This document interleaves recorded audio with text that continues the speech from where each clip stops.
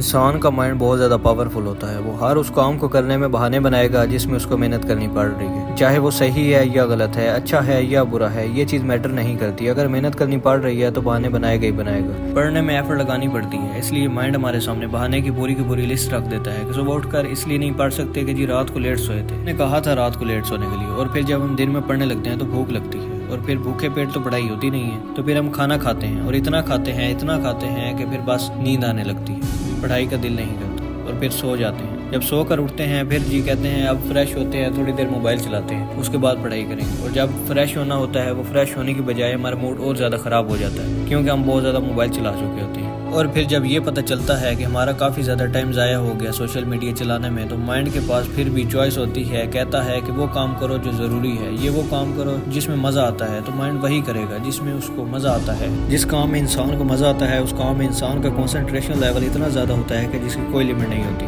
سارے لوگ کہتے ہیں میری کنسنٹریشن لیول بہت ویک ہے, میرے دماغ بہت کمزور ہے. تمہارا دماغ کمزور نہیں ہے, بلکہ تم وہ کام کرو جس میں تمہیں مزہ آتا ہے, مگر پازیٹیو اور اچھا کام کرو. اس کام میں تمہارا کنسنٹریشن لیول بہت زیادہ ہوگا, اور اتنا زیادہ ہوگا جس کی کوئی لمٹ نہیں. تو پھر یہاں آپ کا سلوشن نکل آتا ہے کہ آپ اگر اپنے مائنڈ کو پازیٹیو کام میں انوالو کرتے ہیں تو آپ کے لیے بہت اچھا ہوگا, اور آپ کا مائنڈ آپ کی ہر بات ماننے کے لیے تیار ہوگا اور مانتا چلا جائے گا. اگر آپ اس کو غلط چیزوں میں انوالو کریں گے تو یہ آپ کو غلط راہ پر لے کے جائے گا, اور مائنڈ کو مزہ ہمیشہ انہی چیزوں میں آتا ہے جو غلط ہوتی ہے. آپ ہی کے کئی ایسے فرینڈز ہوں گے جو بہت آگے نکل جائیں گے, اور کچھ جہاں ہیں وہیں رہ جائیں گے, لیکن آج تو آپ لوگ سیم لیول پر ہیں. تو کیا وجہ ہے کہ کچھ تو بہت آگے نکل جائیں گے اور کچھ وہیں رہ جائیں گے؟ اس کی وجہ صرف یہ ہے کہ وہ اپنے مائنڈ کو نیگیٹو چیزوں میں انوالو کریں گے, جس کی وجہ سے وہ پیچھے رہ جائیں گے. اور جو آگے نکل جائیں گے وہ صرف اس وجہ سے نکلیں گے کہ وہ اپنے آپ کو پازیٹیو تھنکنگ میں, اپنے آپ کو پازیٹیو چیزوں میں بہت زیادہ انوالو رکھیں گے, اپنے مائنڈ کو پازیٹیو چیزوں میں لگا کر رکھیں گے, جس کی وجہ سے وہ اپنی زندگی میں سکسیزفل ہو جائیں گے. بس یہی وجہ ہے. ہر انسان کے پاس ہر دن چوائس ہوتی ہے.